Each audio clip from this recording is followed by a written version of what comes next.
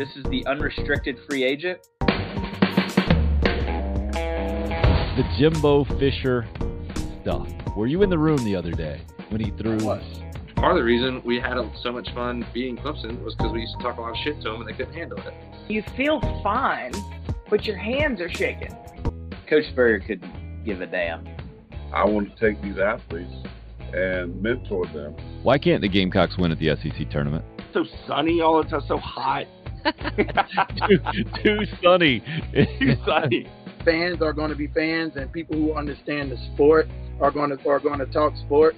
With some weird dynamics. It's going to be painful, but I think at the end of the day, we'll be stronger people for it.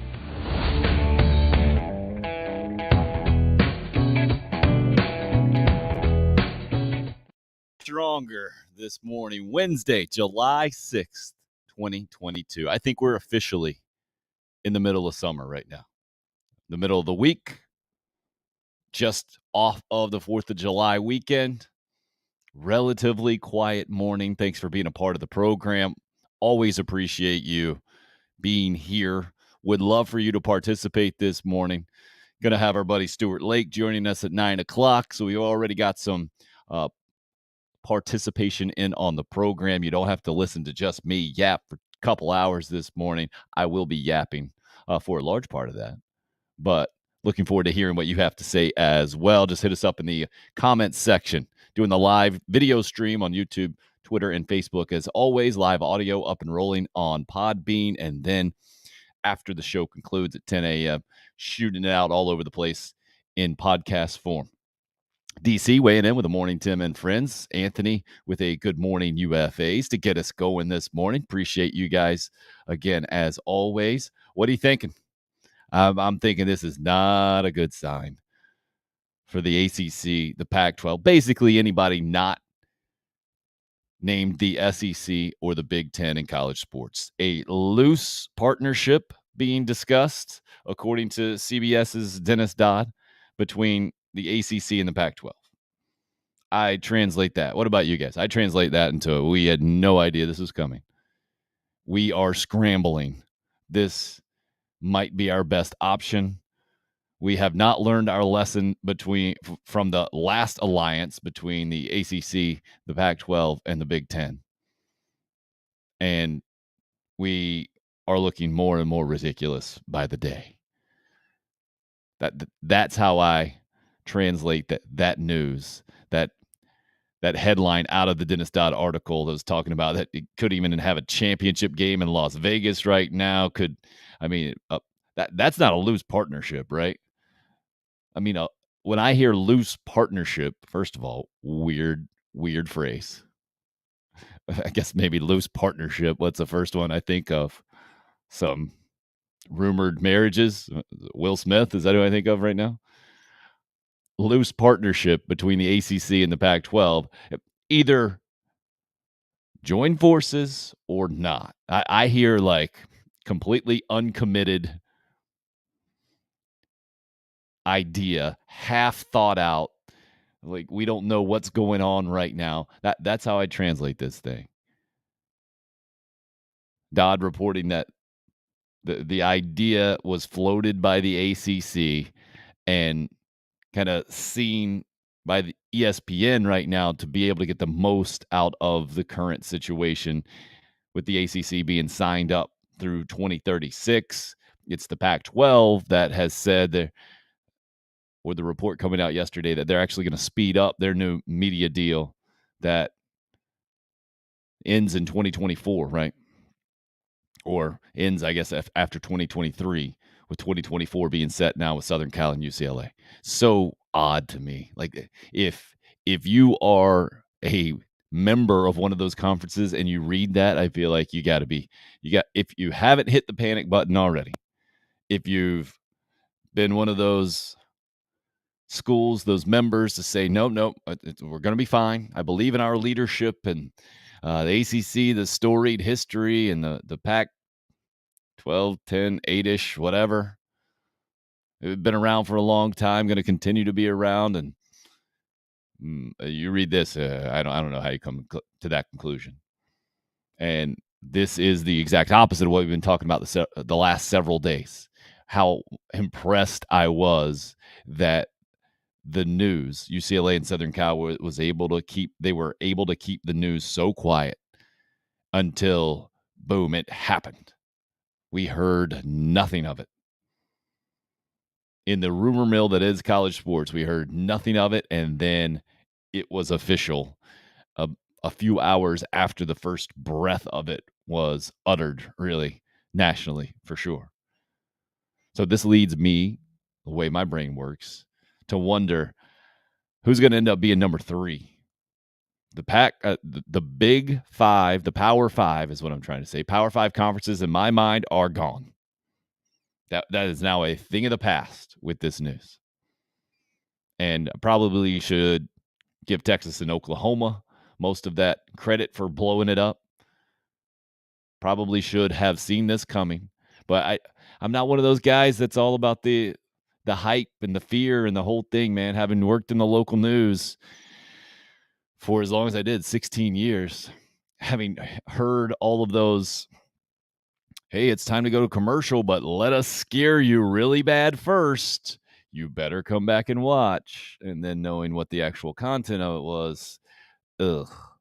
I think that's where this comes from. But also maybe this is just a bit of a skeptical mindset to begin with before even got to my profession, right? Maybe just the question everything type of mentality.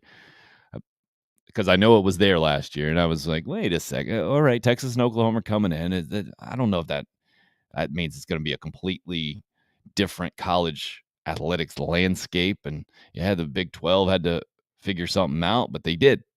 And now to see it happen for the second straight year, but to see it with the massive name brands, and now to see that ridiculous Big 10 map, everybody over here in the Midwest, then all the way over in the bottom left corner, basically, of the country, a couple of LA teams now joining in.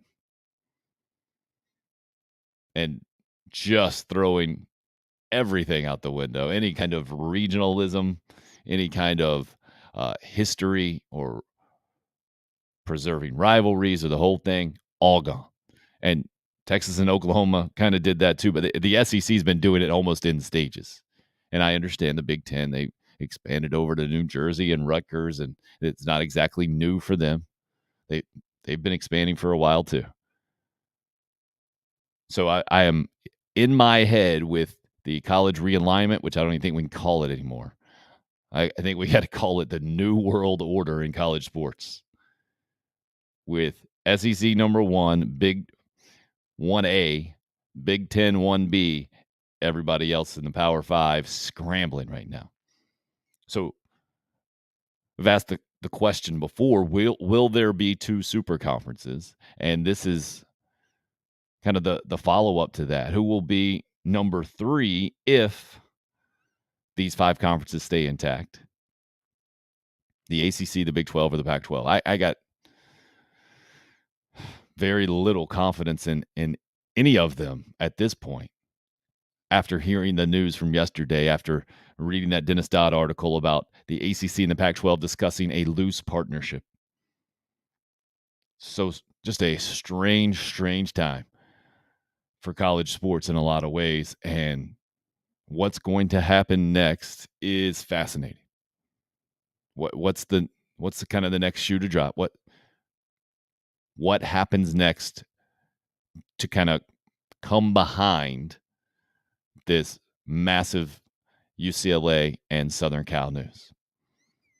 Last year it was the Big 12 trying to sue ESPN, right? Trying to sue their partners for poaching Texas and Oklahoma for the SEC, or not stopping that or encouraging it, whatever they claimed. That was kind of the immediate response. And then it was, all right, we're going to go out and get 4 lower tier schools and have them join. We're going to go quantity over quality, and that's what we got to do. Is the Pac-12 going to be able to do something similar? Are they going to combine forces with the ACC and we'll get kind of the cross-country conference? I saw a great social media tweet and popped it out last night. Let me read it specifically. You guys might have seen this. I get it. It's not necessarily breaking news, but perfect snark. Exactly kind of where I'm coming from. This is from Reddit, college football, Reddit CFB. Hearing rumors of a proposal to merge the Big Ten and SEC and then add select other teams to form a 131 school ultra mega super conference. This would be subdivided into 8 to 12 team divisions based on regions and traditional rivalries. Fantastic. I mean, that is where we are right now in college sports. But the latest yesterday, maybe even last night, Dennis Dodd putting this out about the ACC and the Pac-12 discussing a loose partnership that could even include a championship game in Las Vegas from a college football standpoint, trying to figure out. So I'm reading this now that the rights for the Pac-12 teams are down from $42 million to $30 million with the loss of Southern Cal and UCLA. Well, they've only been getting paid about 20. So maybe that's just a projected value in the new future rights negotiations that the Pac-12 allegedly kind of moving up. I mean, can you imagine how good a salesman you have to be right now if you're in those negotiations? Guys, I know you might have read some stuff about us in the news recently, but have no doubt our conference is very valuable to your television entity, Fox, ESPN. Why is that? Have no doubt that we will. I don't know where you go. It's just the whole, there's nothing to see here. Please move on. Crazy. So that's the latest from a college sports standpoint. No hard news from yesterday. Just this article about a loose partnership, which, again, I translate as yikes. Chris weighing in on the Facebook live stream with the Morning Tim and a Go Gamecocks. Good morning to you, Chris. Nothing new from the Gamecock recruiting front, which is kind of news in and of itself with the way things have been coming kind of fast and furious at this time of year, which is not that abnormal from a college football standpoint. Did see where some other programs had some big-time news. I think LSU getting a couple of defensive linemen for their current class was big news from an SEC standpoint. Trey weighing in this morning as well on the YouTube live stream. Morning to you, Trey. So if you had to put your money, let's ask it this way. If you had to back one of these three conferences, who do you have the most confidence in right now? The ACC, the Big 12, or the Pac-12? I think I would still go in this order, in that alphabetical order. If I had to, I'd go ACC 1, Big 12 2, Pac-12 3. Trey talking about the Gamecocks recruiting says he told his uncle about the Gamecocks recruiting momentum, to which he said, "It's year 2. Where are the 5 stars?" Face palm. Solid description there, Trey. And to me, that describes almost every recruiting conversation there is out there. It's never, hey, what about these 5-star guys who didn't pan out? It's always just the perception, man. Troy, our resident Clemson fan, says, I would say ACC, but I'm biased. Appreciate you admitting the ACC. Trey weighed in with, oddly, it's the ACC, Big 12, Pac-12. ACC's at least trying with its schedule adaptation. Well, I would say they have to. They seem the one that might be the most shoehorned in, right, with those rights wrapped up until 2036. The Pac-12 clearly has the most flexibility right now, I think, with their future not wrapped up, not signed. They're kind of open right now. They got hit when you could see they were most vulnerable, I guess, but also I would think at the easiest time to make adjustments. But maybe that's a little too optimistic, having read that they're trying to speed up their timeline now to get their media rights deal done. Jeff, good to hear from you, Jeff, on the Facebook live stream. He goes Big 12, ACC, and then the Pac-12. Okay, I can understand that now that the Big 12 is they kind of fortified themselves after Texas and Oklahoma. They seem to be relatively set. I know I even saw some headline out there somewhere, and I have no idea the validity to it, so I didn't even write it in on our show, but that the Big 12 is poised to basically absorb the Pac-12 in a lot of ways. But then I read as well that Oregon and Washington are trying to decide. Maybe that was the thinking there is that Oregon and Washington are serious contenders for the Big Ten, and those other schools aren't. So the Big 12 are going to go after those other schools. Crazy, man. Crazy. That's where we are right now with all this mess. And again, I don't even know why necessarily I'd put the ACC there. Maybe it's that 2036 deal that they have a deal, a long-term deal set with ESPN. So the odds of them getting out of it or doing something drastic right now doesn't seem to be very high. Jeff says the prevailing thought is the Pac-12 is in trouble. Yeah, I'd say that's putting it. That might be the understatement of the show. So maybe that's the easier way or the better way to think about this. Who's in the most trouble here, the ACC, the Big 12, or the Pac-12? And then I wouldn't rank it in reverse order of who I think will be the number 3 conference. I would say that I would go with you guys, or Jeff anyway, with the Big 12. I'd put them at number 3 right now. The idea of this partnership, I think, might be the best way to go, but you gotta go all in if you're doing this thing. It can't be a loose partnership. You can't pretend that you still have 2 leagues if you're going to partner up. Like, if you're going to combine the ACC and the Pac-12, okay, boom. That's pretty much relative. You are competing with the SEC and the Big Ten instantly if you have all of those schools aligned. If you go bigger and almost expand even farther, right? That would be Miami up to Washington. You can't get much more expansion than that. Boston College over to Arizona State? Over to Stanford and Cal. Hey, you got the whole country if you do that. Trey asked, of those 3 conferences, who has the most to lose, or what school has the most to lose by staying in one of those 3? Good question as well. I mean, Clemson, I'm amazed at how much they're being talked about nationally now. Obviously, it's because of the football dominance. And was reading a little bit on social media yesterday from Clemson fans and even their thought process now. And I think there's still a considerable percentage of Clemson fans who don't want to say, yeah, it's the SEC is the most attractive place to land.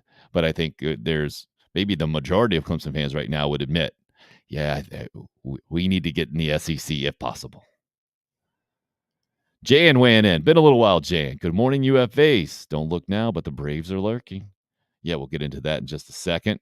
DC says call it the Alliance Football Conference. Okay, not bad. But even the report that this was in the process of being talked about, that to me makes me think there's no way this is ever going to happen, because we just didn't see it to any serious degree. And maybe I'm overhyping the ability to keep things under wraps and just push things through. And bam, it was there. Texas and Oklahoma, that news just kind of burst on the scene. not even as smoothly and as quickly, as swiftly, maybe is the best way to put that, of this latest one with UCLA and Southern Cal. But if that were to happen, right, then the Big 12 automatically drops to number 5. If the ACC and the Pac-12 say, yep, combining forces. But how do you do that without saying, yeah, UCLA and Southern Cal forced us to do this, from certainly the Pac-12 perspective, but also the ACC perspective? Like, we didn't want to be completely dwarfed by the Big Ten and the SEC, which is what it is now. I mean, it's clearly that right now from the ACC perspective. So this was almost our only move to remain relevant. And then the Big 12 is seen as completely irrelevant, aren't they? If that were to happen, if the ACC and the Pac-12, again, not this loose partnership mess they're talking about that was reported yesterday, Dennis, but an actual merger, that would be a massive merger in college sports. And the logistics would be ridiculous, but not much more ridiculous than having Rutgers and UCLA in the same conference right now in the Big Ten. So to me, that's the power move right now. And I think the only way that the ACC and the Pac-12 can remain relevant, that's the only real way I'm seeing it right now. DC says, I was hoping to add some ACC schools to the SEC, but that long-term deal will hold that off. I hear you. I understand what you're saying, but you also have to understand that you're dealing with the same parent here, right? ESPN has the ACC. ESPN has the SEC. The ESPN's not going to sue itself. They're not going to. I had that conversation early on in my TV career about you have to put like courtesies up on video if you're doing sportscast in the news and the whole thing. And I think it maybe when I first got to WOLO, which is ABC in Columbia, and I was talking to somebody about, I don't know, it's like, hey, is that ESPN? And somebody's like, well, yeah, the company's not going to sue itself. You don't have to worry too much about ticking off the parents up there for not putting a courtesy in for ESPN if you're part of the ABC ESPN kind of deal. Trey says, would we really be surprised if ESPN tried to sue itself? I would be surprised if they did it from a media rights standpoint or a college sports standpoint. Right now, I wouldn't be surprised if it was to prove some sort of, what do we call that? Virtue signaling point, right? Although that has calmed down, I don't know significantly, but it has calmed down a little bit here in the last several years. It was just at a ridiculous level. What was going on there with ESPN and maybe the lack of sports emphasis in a lot of ways. I think that's calmed down a little bit, but so crazy times in college sports. I wanted to Jan's point about the Braves. Yep. Another win last night. Smoked the Cardinals. Big 5-run first inning. Austin Riley going opposite field home run. Braves now cut the Mets lead to 2.5 games. So it just started the second half of play last night. And I think the larger picture is that Ian Anderson had his first start in 3 games that he can feel relatively good about. Still gave up 8 hits in 5 innings. So it bugs me when you scatter 8 hits in 5 innings if you only give up 1 run, but you get shelled if those hits happen to fall another way in the same amount of hits and they just score a bunch more runs. So I don't know about overwhelmingly positive or reinforcing. The Braves have to have Ian Anderson be really, really good to make another run in the postseason. He hasn't been that, wasn't necessarily that yesterday, but back to certainly respectability, much more solid than the last couple of outings, especially the last one where he had to leave in second inning, I think it was, to the Phillies. And the Braves continue to be very, very relevant, down to 2.5 games at this point of the year. Excellent sign for sure. As a bunch more of you weighing in this morning. Teddy D weighing in, please. No more teams to the SEC. It's great as is. No need for any more. I don't know how much I agree with this. So again, the idea, and I'm fully expecting to hear maybe at media days, it would make a lot of sense at SEC media days is when the announcement comes maybe a day or two before. So then teams can talk about it, that they're going to move forward with a 3-6-6 schedule where you have 3 permanent opponents, 6 rotating ones every other year. So everybody plays everybody every 2 years, and you get everybody coming through your stadium in a 4-year span. I fully had expected that to happen before this Southern Cal and UCLA news. And so I still expect that to happen. I still expect that to be the structure. And I think I'm with Teddy that I'm really excited about Texas and Oklahoma coming to the SEC. I'm excited about the idea of this schedule tweak and it getting us more football games, more good football games, a little bit more consistency and leveling things out a little bit. Like just the idea that you don't have some weird permanent opponent attached to the other division, the division idea. We're ready for it to be gone, the whole thing. But also the idea of Clemson or Florida State, Virginia Tech, Miami jumping into the league, that is amazing, right? I mean, just imagine the possibilities. But I think I'm with Teddy overall. Like if that were to happen, what a just drastic change. It's not even a conference anymore now, right? I mean, it's not a conference like I've always thought about it. This would it would be something else and basically be a new division in college sports. But everything that everybody's thinking about right now, how almost all constructs have gone out the window with the Southern Cal and UCLA news. It's been interesting to think about for sure. I hadn't got to the point where Teddy D did, where he's like, oh, nope, good, shut the doors, right?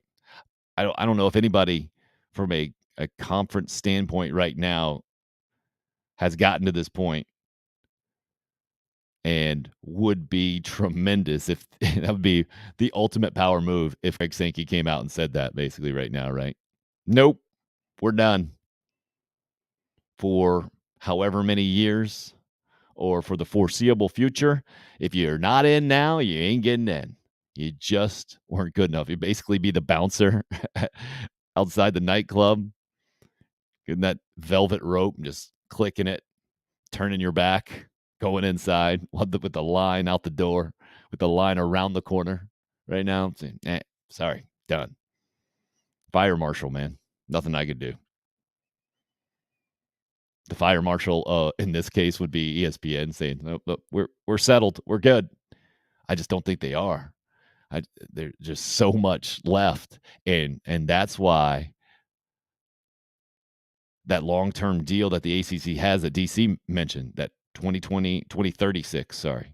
These numbers are so ridiculous in my head. It took me a while to adjust to the year 2000. That's how old I am.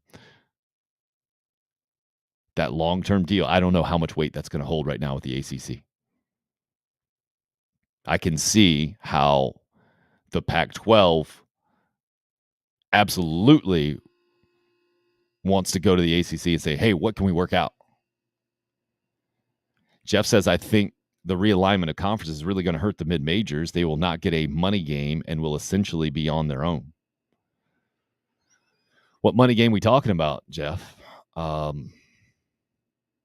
don't know how much the mid-majors are going to be affected here because you can't go all conference games, right? Are you saying that the conference schedule will grow so much that in a 12-game regular season, that you're going to go up to, 10 conference games now, and you're only going to have 2 non-conference games? And from the Gamecock perspective, let's go. Clemson will obviously stay, and then you would probably go one FCS opponent, one in-state school, small in-state school, and be done with it, so you don't get any of those other matchups we've seen through the years. A North Carolina and NC State and East Carolina. Well, yeah, so let's stay away from North Carolina and NC State, right? They're obviously not mid-majors. An East Carolina, for instance, Central Florida through the years has happened. I think mid-majors have already been so irrelevant by and large from a college football standpoint, especially. And that's what we're talking about. I don't know what the most recent news, the Big Ten's most recent expansion, adding Texas and Oklahoma to the list for the SEC. I mean, it's already been done. The fact that the SEC seems poised to go ahead and add another conference game, that I completely agree, Jeff, that mid-majors. But I think we've all seen this coming, right? The Power 5 schools have been playing a different game for a long time. And it's just a matter of time. I mean, the college football playoff, they've already done it. They've already broken away from the NCAA. The NCAA doesn't run the college football playoff. We saw it with the COVID stuff, right? NCAA said basically, conferences are making up their own rules. They're making their own decisions. They already broke away from everybody else. The SEC set the course, man. They're playing college football. This is how we're going to do it. Big Ten, you're a joke. You got to scramble. They look terrible. But they eventually worked it out, right? It eventually worked itself out, might be the best way to put that. They got on the football field. They scrambled. So I don't know how much this is going to change things, except maybe officially in our eyes, right? Or maybe they will come up with some sort of official name for the group of 60 or so schools that have really been the only ones competing. I get it. Cincinnati sneaks into the college football playoff. Good for them. Cute story. Good run. Anomaly. Not likely to happen every year for sure. I think this group getting together, expanding the college football playoff might actually help some of these mid-majors. I think you're going to see if we got 12 playoff teams, the likelihood of a how we think about it or how we did think about it with the Power 5 schools getting in, much higher percentage chance to get in a 12-team playoff than a 14-team playoff. Jeff adds, I think you'll see Marshall, East Carolina, App State, the better mid-majors not getting the chance to knock off the big guy. Maybe you'll see it a little bit more if that college football playoff expands and 2 and 3 losses aren't going to kill you. You know, if it expanded to 12 teams, 2 lost teams would get in for sure. We already had that discussion. I know it hasn't happened with a 4-team playoff, but it's been towards the discussion, right? I've seen that. And I think if it went to 6 or 8, you'd certainly see a 2-loss team get in. I think if it goes to a 12-team playoff, you could see a 3-team, a 3-loss team in the Big Ten or the SEC get in that playoff. And yeah, maybe that just pushes those other schools back that much farther. I hear you. But I think that's just reality now, that they're just not generating enough money to be major players. So they are way down the list of priorities. There is no adult in the room, no commissioner of college football saying we have to be fair and equitable to these other schools and don't forget about the little guy. And that ain't the way this is working at all. At all. The the news of the last couple of summers, making that very clear. Texas and Oklahoma, see you Big 12, and now UCLA and Southern Cal saying that to the Pac-12 buddies, to their old pals as well. Sorry, I skipped over some of you guys weighing in on the Braves a few minutes ago. Jan wanted to make sure that we knew that Ian Anderson, with almost 100 pitches in 5 innings, so he's on the same page there. Troy did not get into that one.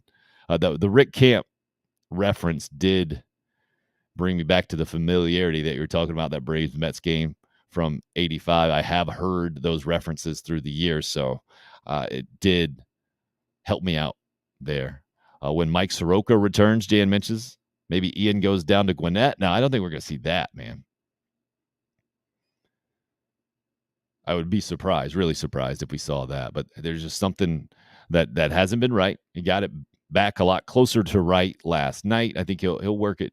I think he's earned the right to work that out on the big league level. And, I mean, the Braves have been so good. What do you want him to go undefeated in June? He's the one guy who didn't have the hot June on the roster.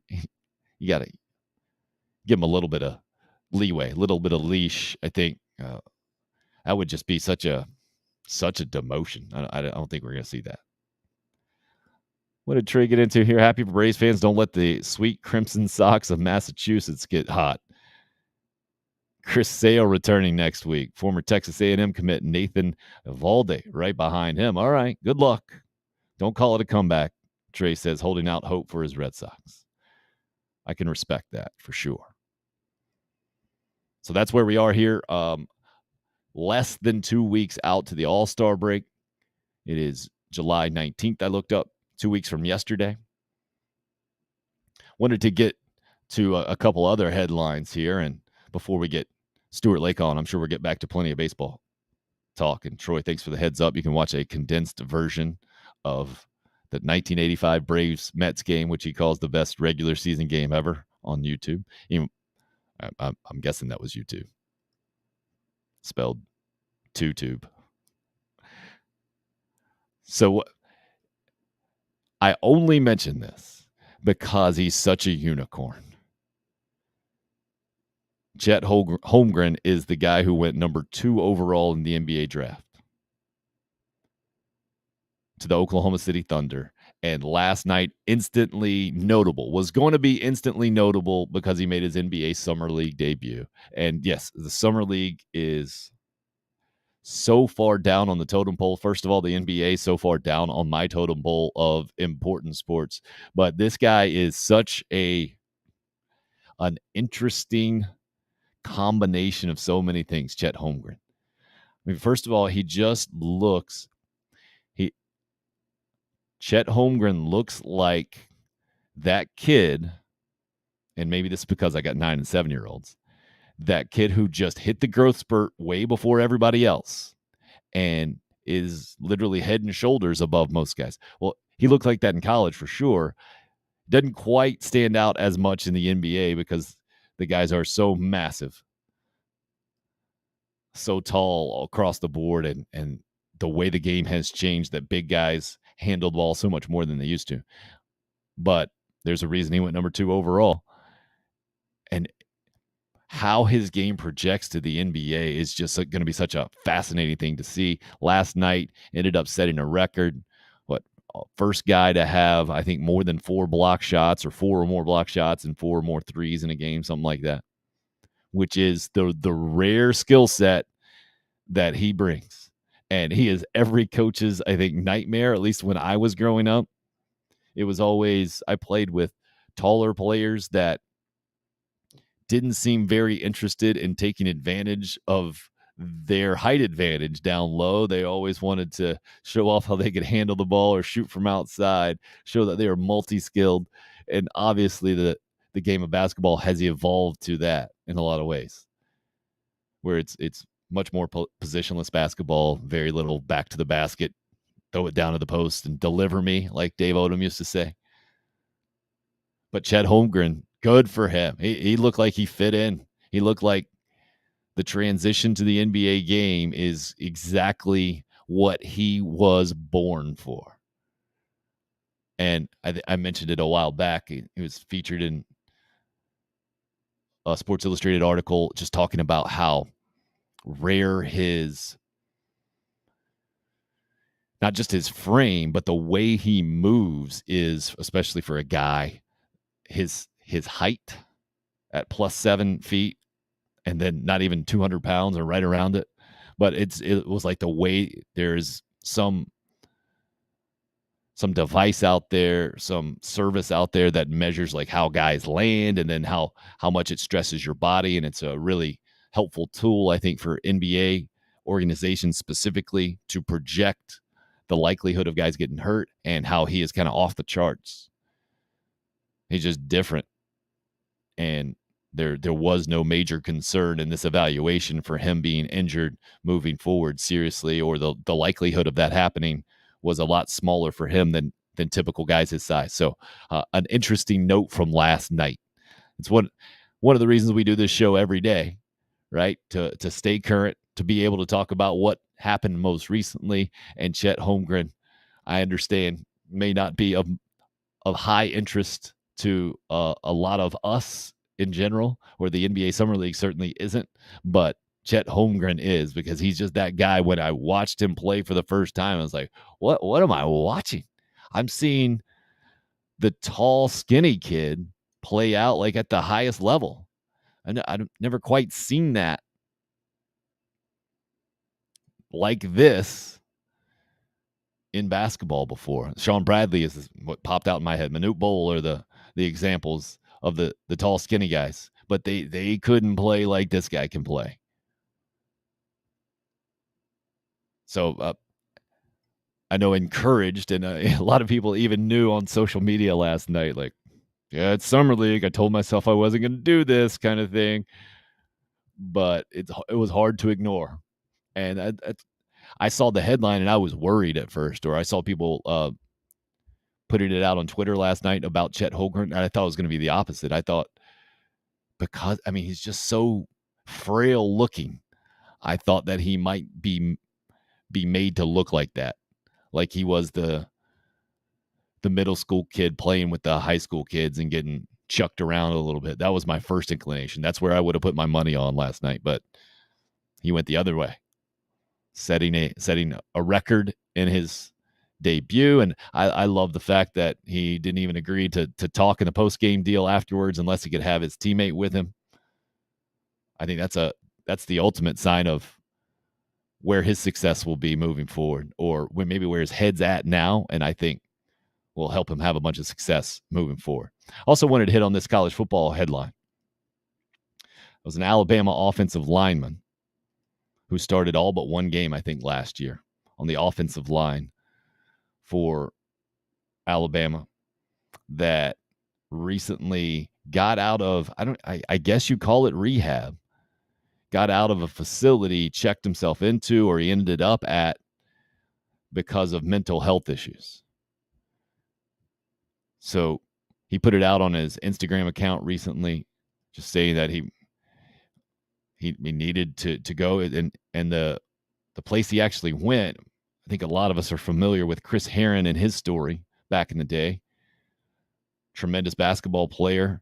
You know, I think there's a 30 for 30 on him, or some sort of ESPN profile. I think it was 30 for 30, where the scene that I'll never forget is apparently he was at such a place that while player introductions were going on, or right around then, as a Boston Celtic in the starting lineup, I think that day, he was outside of the Boston Garden waiting for his drug dealer to come by to get what he needed. And so Javion Cohen is the Alabama offensive lineman's name.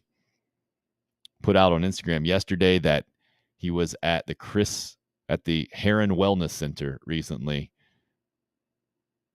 working on his mental health, and said he felt like he had no outlet to express his emotions without feeling judged, and he ended up learning that it's not okay to say you're okay if you're not okay, if that makes sense. And you got to stand up for your mental health and the whole thing, and good for him is why I bring it up. Good for him. I mean, You can't be in a much more of a position of physical power than being an Alabama offensive lineman in my mind right now. And I might not have brought this up had he played at a different program, even a Clemson offensive lineman, whatever it is, had his coach not been Nick Saban, because this automatically triggered the question in my head. I wonder how Nick Saban might approach this publicly. Like, Saban obviously in the news in the last, month? Has it been about a month since he was called out by Jimbo Fisher? I think it's been about a month, right? And that whole thing. And Fisher Jimbo had at him. And I think most of us remember that classic scene, classic video clip of Saban as a Miami Dolphins coach, basically making a big offensive lineman cry. Might have been a defensive lineman. I'm pretty sure it was an offensive lineman, but just berating him so much that the guy pretty much is in tears and walks off the field, and how that didn't work out.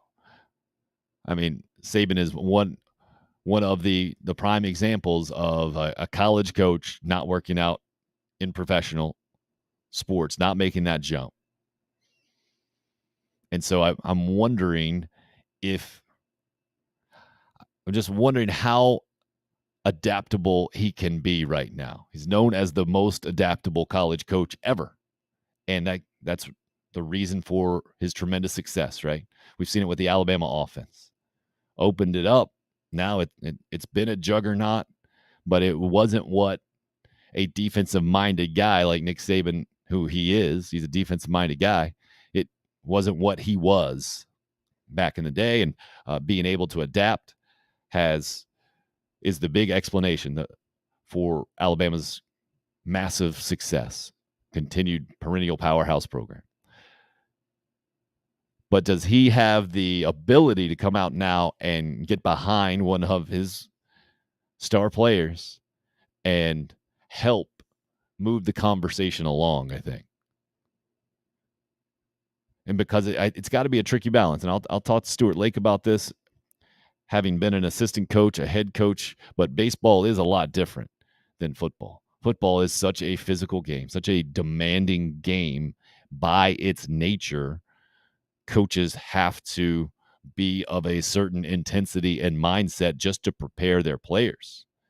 Now, and baseball is such a different mental challenge. It's not, hey, you better be focused in and give maximum effort and have prepared so much physically every single play, or you might be paralyzed, literally, physically. It might happen.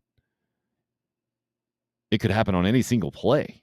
You're in such physical danger that if we're not in your face yelling and making sure that you have prepared yourself physically, then it's just not going to work. Baseball's not quite like that. I'm not trying to say that baseball, you don't have to prepare physically, but it's much more of a focus issue and a consistency issue. And I think what you're telling yourself, and from that standpoint, it might be more of I think baseball coaches probably have a lot more experience dealing with the mental side of things, I would think, than football coaches, for instance. Like, offensive linemen very rarely criticized publicly for having a bad game, right? I get it. Like, offensive tackles, a lot of times, if you give up a few sacks, will certainly be pointed out. But I mean, it's the opposite too, right? You rarely say the offensive line leads Alabama to a win. But coaches value line play a lot more than those of us on the outside, a lot more than the headlines do, for sure. So I guess in asking this question, what role should coaches play in mental health? It is, how do you balance pushing and challenging someone and then know when to back off and to get someone real help, I think, in this case. And that's what this Alabama offensive lineman admitted, that he went to this facility, this Heron wellness facility, because he felt like he needed it, or felt like it was at that point, which is obviously really sad that people get to that. But I think the prevalence of this is just going to continue to be played out publicly more and more and more frequently. We're going to hear more and more about this, just with everything these young athletes have gone through in the last several years, with COVID especially included. So I think coaches, especially a coach like Nick Saban, have such a tremendous opportunity to lead the way, to help reshape the way we think about this. I'm hoping they take advantage of it, because the skeptical side of me thinks that Nick Saban will hardly talk about this, or if he does, it won't be in a significantly impactful way, progressive way, for a lack of a better term, to help maybe the football world progress in the way that they've thought about this. They've thought about mental health, or do think about it. And certainly with Ryan Helinski coming to South Carolina, I think the conversation has evolved a lot recently. And we had Savell Newton on, Corey Miller as well. Ask both of those guys, like, how do you balance that thing, man? I really admire them for wanting to be part of the solution, to help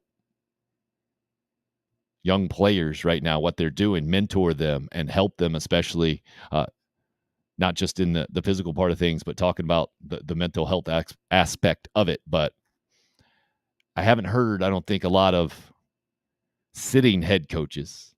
And I know, man, like Shane Beamer has a lot going on. He's got a lot of people pulling at him, a lot of pressure to win, a lot of pressure to recruit. That's what he's hired for. That's what makes me think is the logical explanation for coaches not being at the forefront of this thing. Unfortunately, it's been a player in a family, really, like Ryan Helinski, who have been so negatively impacted, obviously, by the tragedy that they've had to go through with Tyler Helinski. And we all know that story of his suicide. So I'm hopeful maybe that a major coach like Nick Saban can be educated enough, can be open-minded enough, can think it's important enough to get behind his player here and help move the conversation forward, to help move this thing forward. Trey says there's a place and time for both, but if you have a hard coach, I think you have to have another coach that is the encourager, especially in college. These are kids in various places of mental maturity. No doubt about it. And Stuart Lake is a great guest to have on here in a few minutes, because he was always the good cop, it sounded like, to Ray Tanner. And just to hear him say that Tanner would tell him specifically, he would give him the heads up that, hey, you're going to have to go talk to this guy after this practice, because I'm going to get on him. We need to make sure that he hears both sides of things. And yeah, the football deal is different. I don't think you see it play out quite as obviously that you do in other sports. Basketball is the most obvious, just because we're so close to the floor. You can't hide anything in a basketball game from a coaching standpoint, or you can hide very little, I should say. And having Frank Martin be the coach of the Gamecocks, I think is the clearest example to me, how guys would come off the floor and he would be in their face, and then I'd see him sit down on the bench, and then it's an assistant coach typically beside them. But it was not just Frank. Frank might be the most extreme example, but Dave Odom had that dynamic as well. I think every major head coach has had that, right? Very rarely is the head coach the good cop. I don't even know if you can get away with that by and large. Like don't get it confused with Shane Beamer. And he is a tremendously, I think, positive guy overall. But there are plenty of hard conversations that happen that he delivers. And he could not be a head coach if he was just poly positive. I think there are some personalities that just are that. And I'll never forget, there's a coach that I followed when I got my first job there out in Abilene, Texas. And if you had 55 minutes into this show before I mentioned Abilene, you are the winner today. Division III, Hardin Simmons, women's college basketball, tremendously successful. Her name's Julie Goodenough. She parlayed that into a job instantly. Like, she went from that job, Division III, women's college basketball, to Oklahoma State head coach. And kind of ironically, she ended up at Charleston Southern. It didn't work out at Oklahoma State. But one of the quotes in the story of her hiring, it was massive news out in Abilene, Texas at the time, as you might imagine. Heck of a jump, Division III coach to Power 5 coach. You don't see that very often. But one of the sound bites in the story of her hiring, Eddie Sutton was there. I think was still the head coach at the time. This was early 2000s. This was a while ago. So I think he was still the head coach there. He might have just gotten out, but I don't think so. I think he was still there. But the quote from him, the soundbite was, yeah, we're a little concerned that she might not be tough enough to do this job, but she showed, I think, in the interview process that she absolutely was, or something like that. And I translate that in my head. I translated that then, and I do now, that you got to do tough enough. I think at that level is making the hard decisions, right? That you're certainly not going to make everyone happy, and you have to be cutthroat to a certain degree because you have to win at such a high level. And that includes the exit interviews that we've heard about that coaches have. That includes so many things, right? You have to be, I mean, and that's probably not just a coaching thing. It's probably at all high levels of business to a certain degree, that the people in charge have to make the tough decisions. They get paid to make the tough decisions. And you have to have such a strong mindset. It makes me concerned that type of personality might not be able to identify with this Alabama offensive lineman and what he's gone through, with what a lot of athletes are struggling with, young athletes in 2022 that, I mean, Nick Saban's in his 60s, close to 70, I think, right at it, if not already there. How does someone from his mental space, how does he get to anywhere close to where his offensive lineman has been now, and clearly struggling in the whole thing? And then how do you convey a message, the correct amount of empathy, maybe? Not Nick Saban and empathy don't exactly go hand in hand, do they? How do you move that thing forward? I don't know if it's even possible, or if that's way too much to ask, and I get that. But so that's why I asked the question, what roles should coaches play in mental health? I think this will be just like anything else. I think coaches in 2022 have to acknowledge they play some sort of role, and that it is a large issue, and that, I mean, just from a recruiting standpoint, you have to have the perception that you care about your players. Otherwise, you ain't getting any players. You have to have a program, a culture set up to where there are some resources. I mean, obviously, everyone struggles to some degree. I think we talk about in 2022 more than we ever have before. The fact that you're seeing an offensive lineman from Alabama come out and encourage this process to move forward, I think is the latest example, and a really good example. So now, will Nick Saban do anything with it, I guess, is my ultimate question. I'll be surprised if he does do it. I'll be massively impressed if he can figure out how to. York weighing in this morning with a morning Tim and the gang. Good morning to you, sir. We're just ticking into hour number 2 here on the program.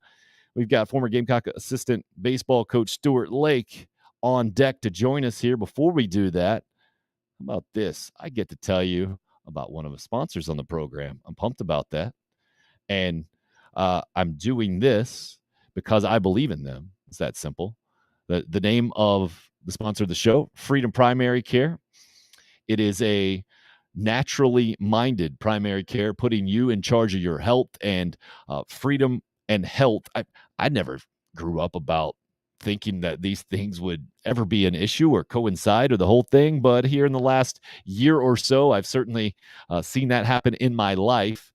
If you want to give Freedom Primary Care a call, 803-627-2447. What you need to know about Freedom Primary Care is that freedom of choice is very important to them, at the top of their list. They want to give you the options. You're in charge of your health. That's what I appreciate most about Freedom Primary Care. You know, the idea that a doctor can solve all of your problems is so ridiculous in so many ways. They're just human beings. Now, they know a lot. They studied a lot. They know a lot more about health than I do, for sure. But I'm in charge of my health. Like, I can't just go to them and say, hey, give me a magic whatever, and I'm going to be great. That's not how it works. And they understand that at Freedom Primary Care. They will give you plenty of options, both traditional. If you want to go a more conservative route, traditional route, they'll give you all the options there and give you that path, set you along that path. If you natural alternatives, they can send you down that path as well. They're going to work with you, putting you in charge of your health. Comprehensive primary care, affordable memberships, natural solutions, Freedom Primary Care up in Fort Mill, but they can go the telemedicine route with you as well here in the 21st century. Again, give them a call at 803-627-2447. That's Freedom Primary Care. Appreciate them supporting the show. You can help support this show by supporting our sponsors. Speaking of support, look, there he is, Stuart Lake, coming in with that Ole Miss hat 2 times in a row. I think this is the first time, one of the first times I've seen you with the hat 2 times in a row, but you win a national championship and you deserve to get a little repeat hat, right?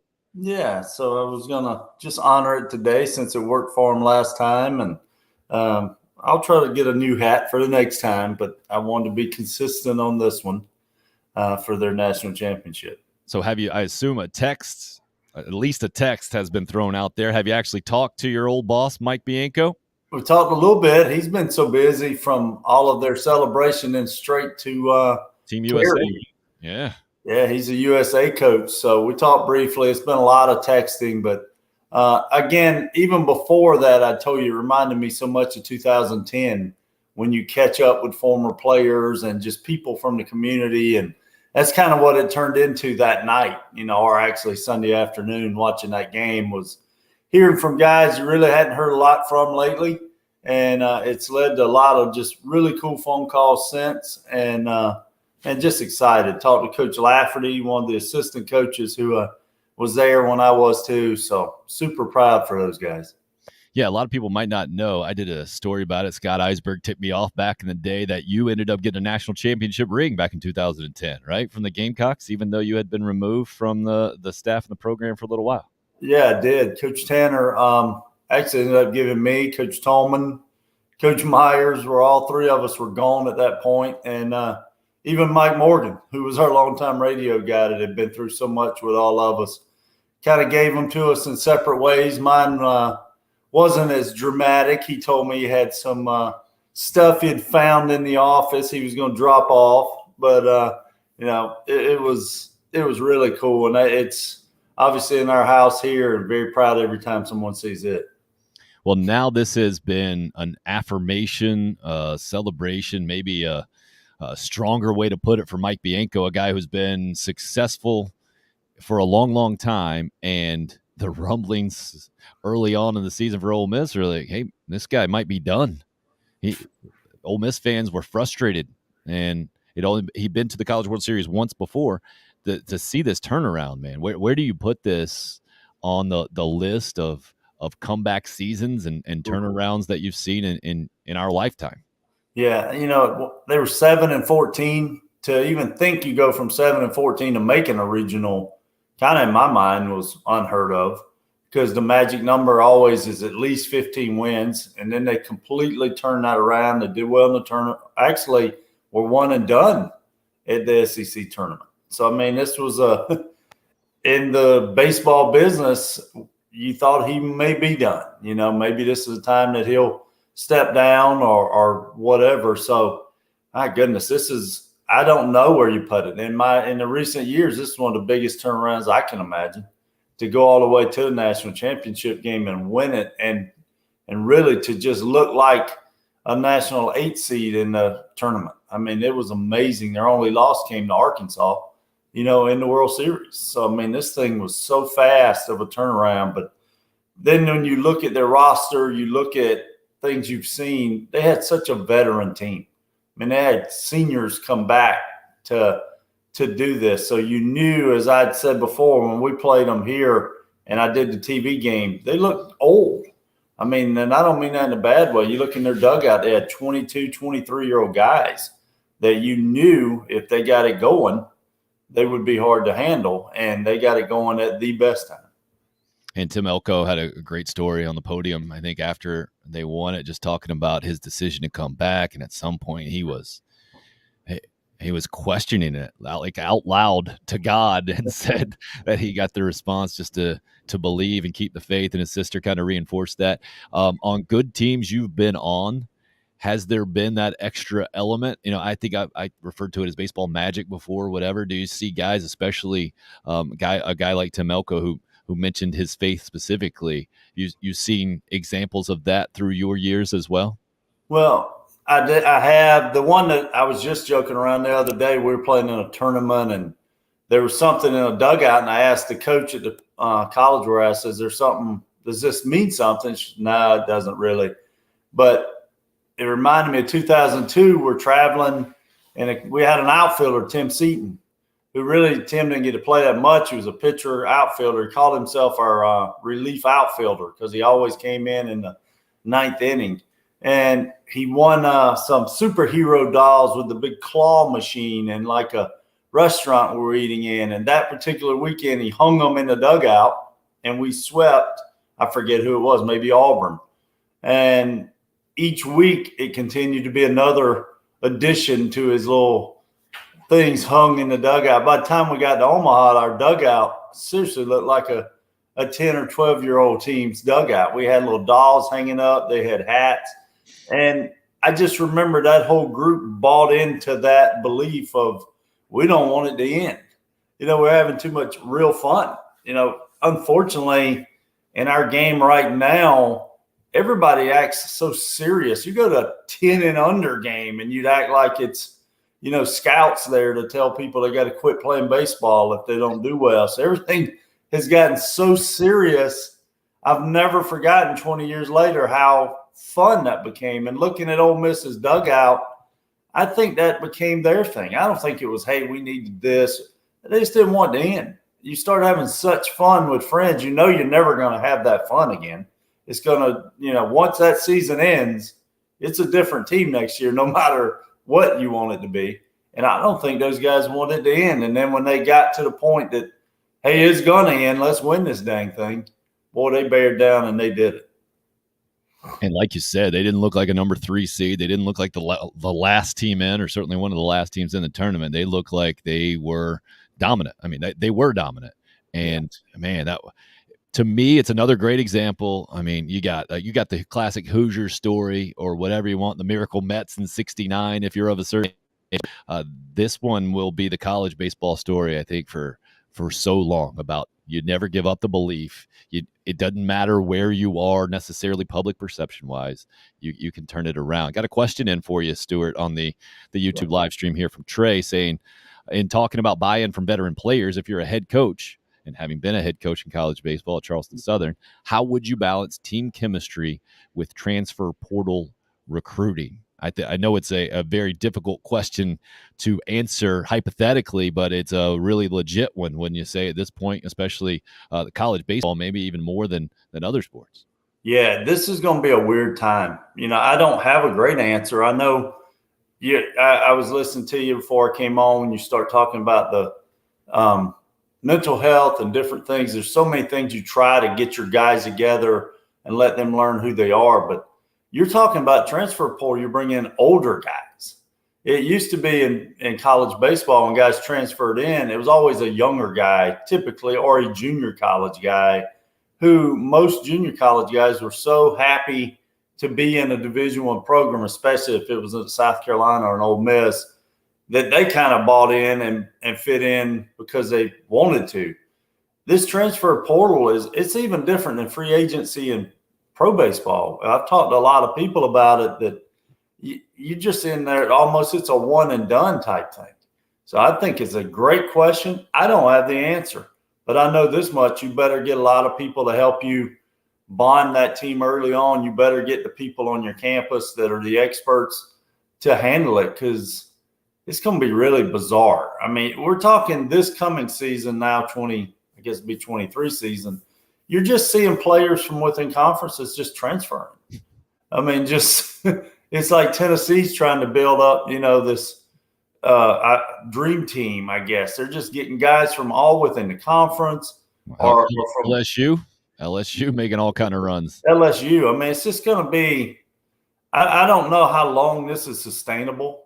I really don't, especially in baseball where, it's always been a case, even in Major League Baseball, you look at their teams, they've got a lot of their homegrown guys. You plug in a free agent, but you're talking about teams now, their whole team's going to be free agents. Hey, we're going to get 8, 10, 12 guys and roll them out. I think you're going to have some big-time issues if you aren't aware of your clubhouse by doing that. And I think some teams that are aware of their clubhouse will have success, but I think it'll be more of the not having than the ones having if you don't be aware of it.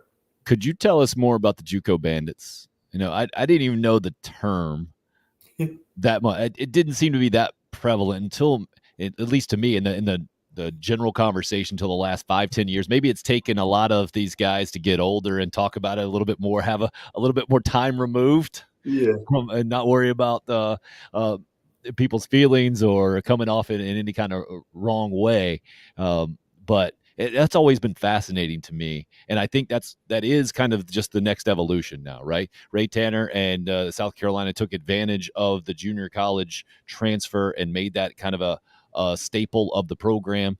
And those guys coming in, I never really understood the dynamic. And I love hearing the former players talk about that. What about from your perspective, junior college transfers? Just, you mentioned how much they valued, how much appreciated the opportunity, but also it was a different deal coming in as a junior than as a freshman, for sure. Right. Yeah. And I thought it was normal because when I started college coaching, I was here and Coach Tanner, Coach Tolman was a recruiter, Coach Myers, they liked older guys. So we had very few freshmen every year. We would have our high school players, obviously Drew Myers and those kind of guys came in. But, yeah, the JUCO Bandit was a big term and we were big into Florida. That seemed to be our thing. Ron Peters was a California guy, but we didn't have a ton of California guys. We'd get a few. Nate Janowitz had been one, a couple pitchers. But typically when we would go look more for JUCO Bandit guys, as we call them, for hitters. It's hard to hit. And it's really hard to hit as a high school kid coming into college when you're seeing consistently in high school 82 to 84. I know you hear all the great stories, but that's about what you're seeing. Then all of a sudden you're thrown in the SEC and they're 92, 94. And so we went with the junior college guys a lot because they were going to come. They had had a bunch of at-bats at the college level already. And we went with it, but boy, the personalities you got it was interesting. I mean, from the Garris Gonces but then on the other scale, you had a Brian Busher acted as just calm and normal as anyone you could be. I always hated to call him a JUCO Bandit because he had played 2 years at Jacksonville at junior college, but he was so mature and calm. I still pick on the Gonces of the world. So I think because it was like the ultra aggressive approach personality. Is that what you equate with JUCO Bandits generally? I do, and generally you've gone to junior college. I actually liked a tweet yesterday. I noticed a junior college basketball coach, but everyone who goes to junior college don't go because of grades. And I thought that was a great thing to read right now. I've obviously, with my son and his friends, I'm a big supporter. I went to junior college. If not going to junior college, I don't think I'd ever got to play Division I. And that was a goal of mine that I wanted to do. But I think you need to realize now that a lot of kids are choosing to go to junior college because the opportunities aren't there immediately right now for high school kids because of the transfer portal. I've noticed we've been at some major tournaments. We're leaving today to go to the Perfect Game tournament in Atlanta. And it used to be coaches just wearing you out of who's pitching what games. And I asked a few guys, hey, are y'all coming? They're like, I don't know. Probably just look at a few games because everything's online. You can kind of watch it that way. But we've got a bunch of transfers coming in on visits, and we've got to, be here. So the transfer portal has become recruiting.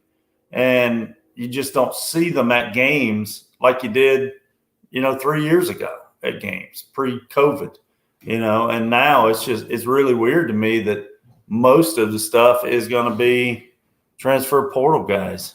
So it's been unique in that way. So as you were saying that, is this kind of the natural balancing out that baseball recruiting got so young? It got, ridiculously young with guys committing and freshmen and sophomores and the whole thing. Is this kind of maybe going to balance that thing out?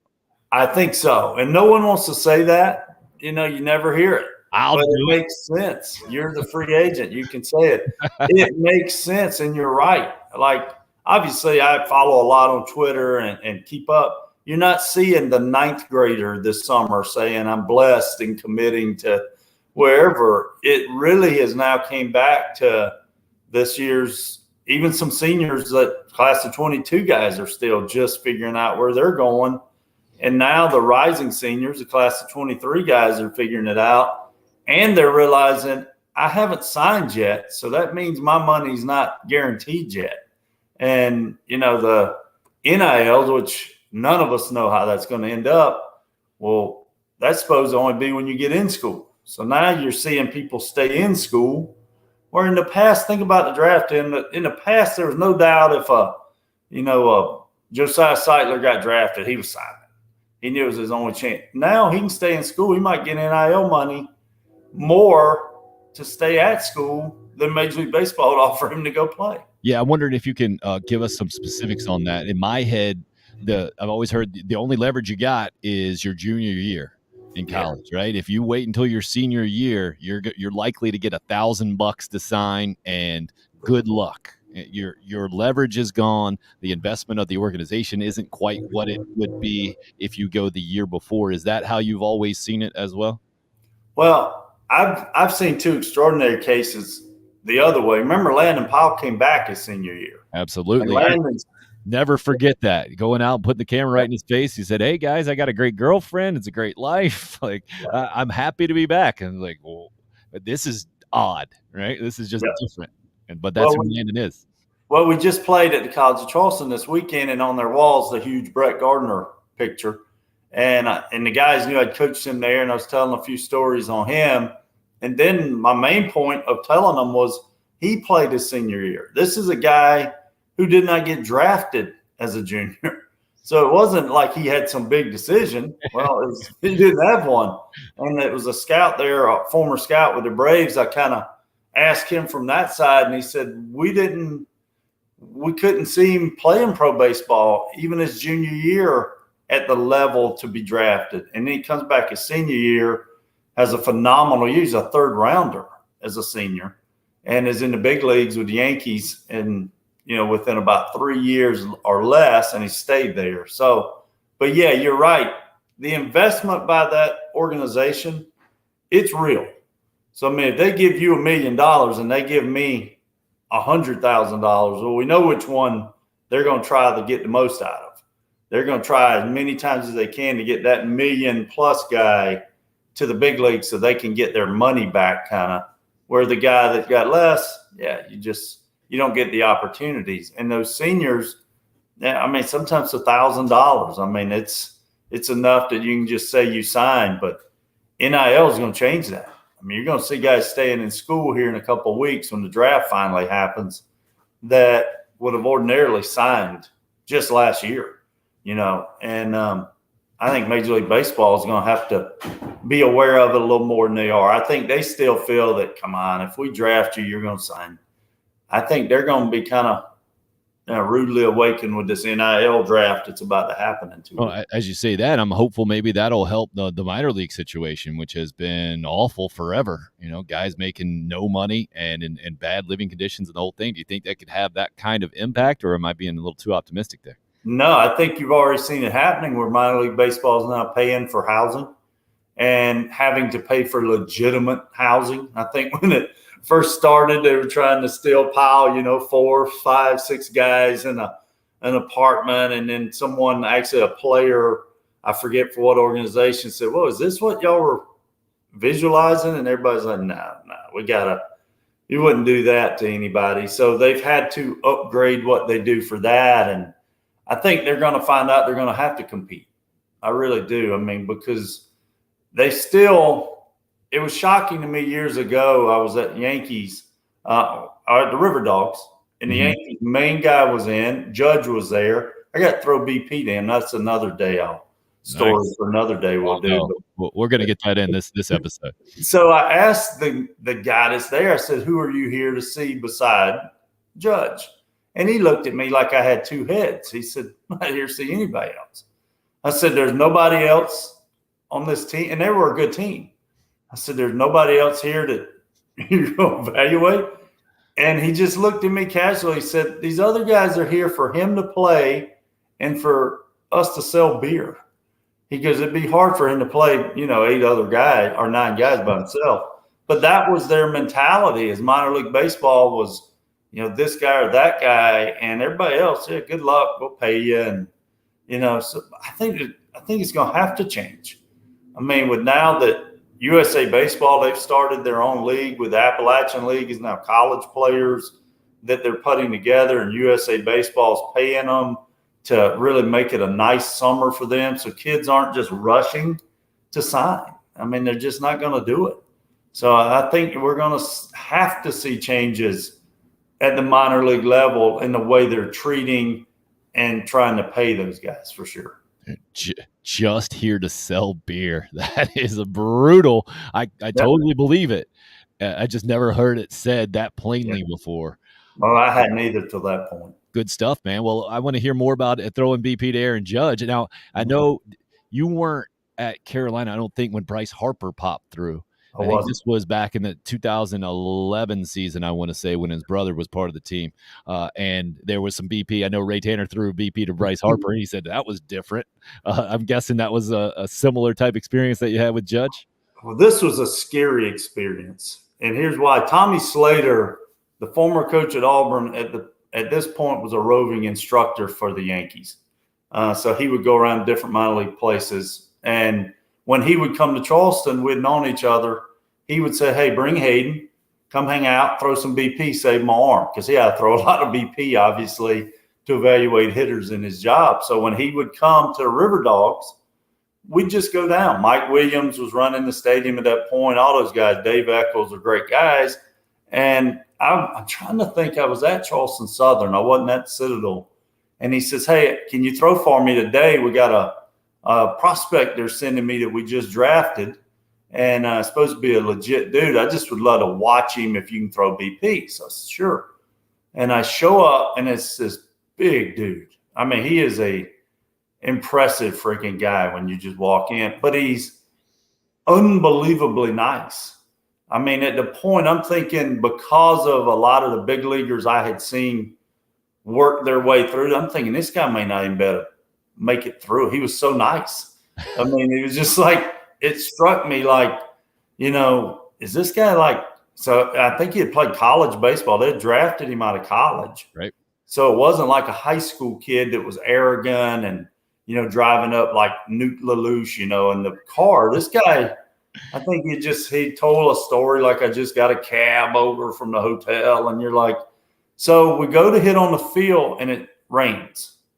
And I'm thinking, oh, crap, I'm going to have to throw to this monster in this little cage at Riley Park a cage I'd thrown in a bunch coaching at the college, at the Citadel, and it was very low. I mean, I'm talking about the ball hits and shoots down on you. And I'm like, oh, God, I hope I don't have to throw to him in there. Well, of course, Tommy goes, hey, Stu, you still throw?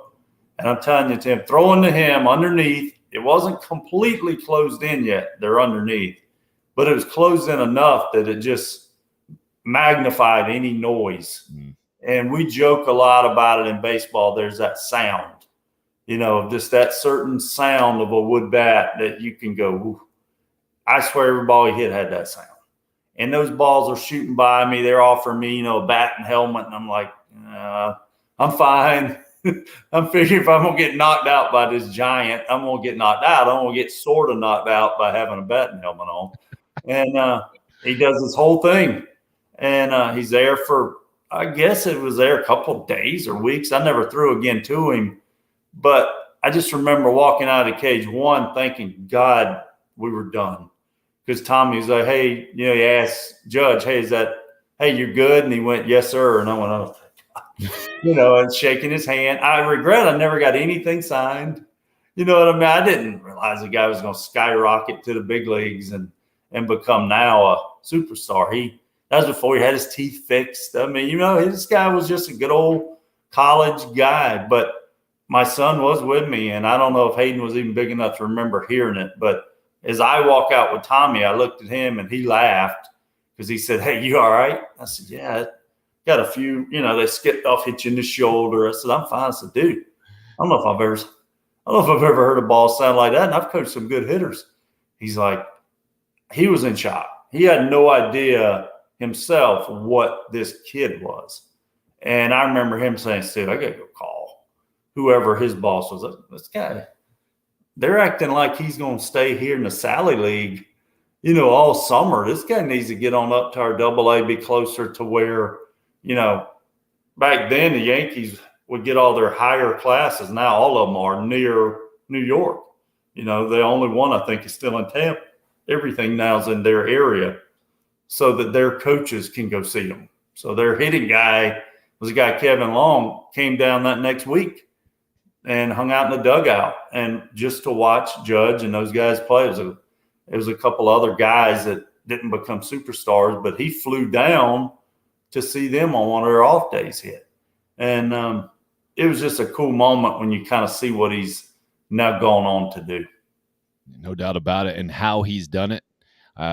It doesn't surprise me to hear your first impression of like his personality, just being a really nice guy. It just seems to be like, I don't like the Yankees. I hate the Yankees. Like what they stand for. You were talking about the NIL and things becoming free agency. Like that's what the Yankees represent to me in Major League Baseball and sports in general, actually, because you don't have the salary cap in baseball. So it's the most unfair.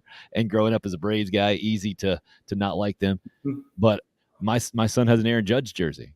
Like I can't hate it. You know what I mean? Just because of like Derek Jeter, also that kind of personality, I feel like, or I had that perception of him anyway. One of those, like, I don't have to like you necessarily. I got to respect you. And I got to admit that you're difficult to pull against. Aaron Judge is that for me. Well, that's what he was for me. And a limited chance. You only get one chance at a first impression. We made a good one. And he's a guy, I'm the same way. I pull for the Yankees because of Brett Gardner. And I'm like you. I'm a Derek Jeter fan. I've got a bunch of friends that are Yankees fans, so it's kind of hard to always maybe pull against them because of certain people on the team. And I'm looking forward to Derek Jeter 7-part thing that's coming out here in July.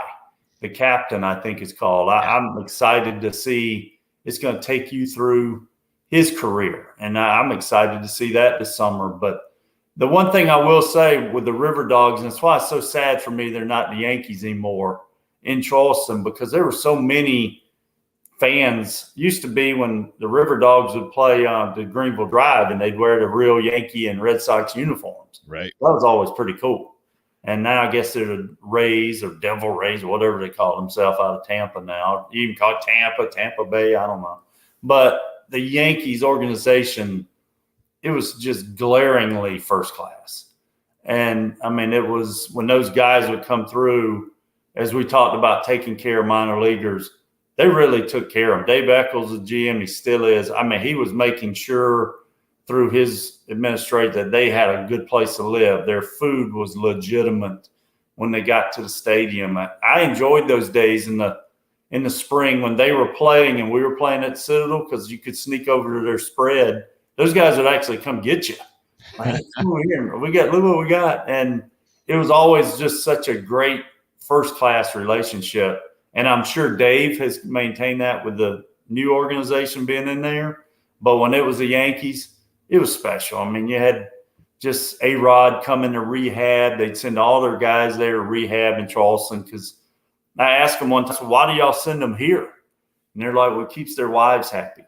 That was what one guy once told me. He goes, if we send them to, Timbuktu to rehab, their wives are like, we don't want to go spend 2 weeks there with our kids. But if we say, hey, we're going to send you to Charleston, South Carolina, and they had some hookups with things, we're in. They're like, and it made the rehab stint so much easier for them. So Charleston was a big draw for them as well. Man, that makes a lot of sense in a lot of ways. Wanted to say good morning to Hope on the YouTube live stream. Troy weighing in with, I hate the Yankees, Red Sox, and Dodgers.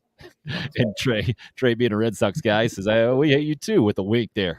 That's what I like to hear, a little healthy rivalry on the show. And Trey also weighing in.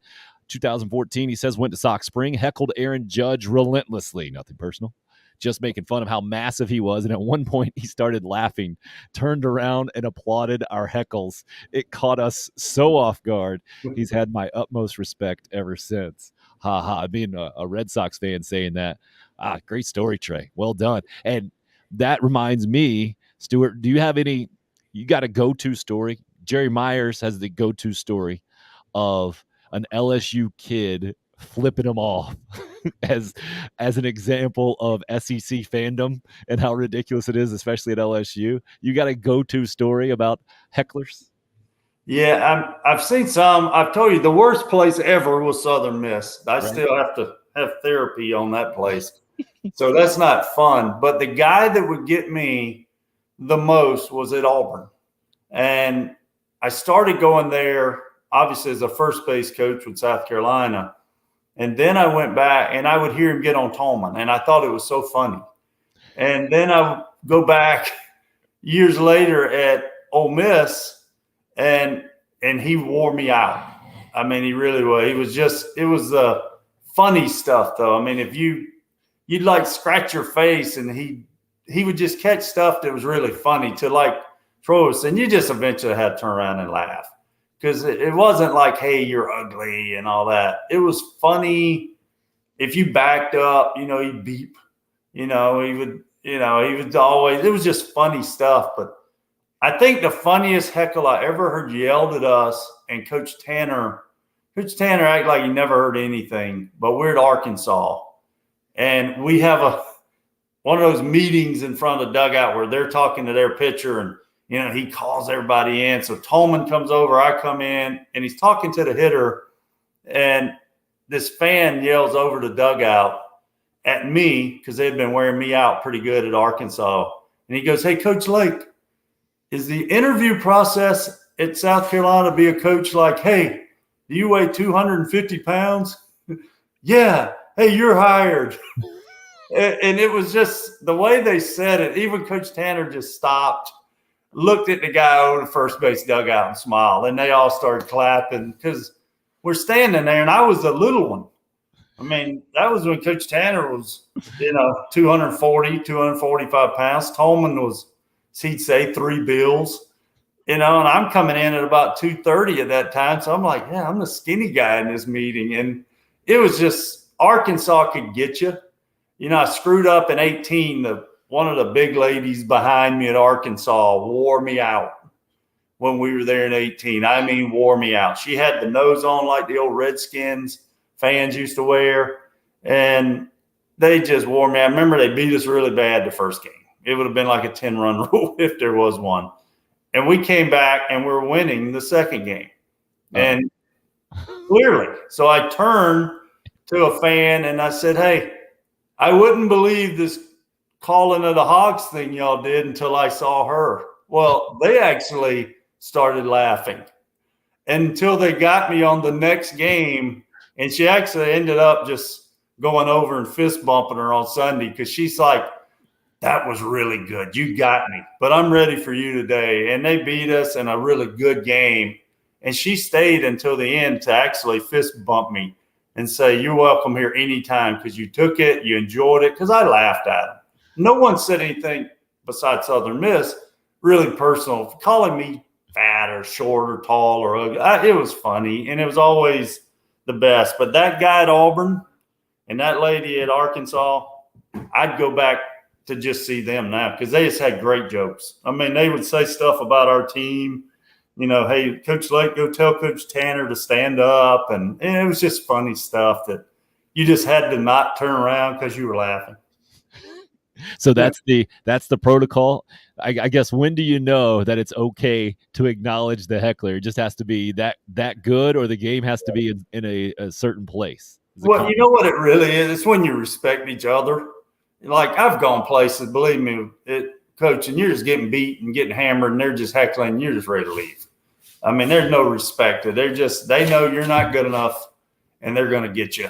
And when you go to places and everybody picks on me. I'm still love to see the adult in a football jersey. All right. I like that.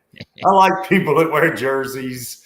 I like people that I'm a Cleveland Brown fan, for goodness sake. I love that. I love people that come to the game and have fun. To me, I don't want to turn and see you in a nice button-up shirt and khakis at a game. I love seeing fans in football jerseys.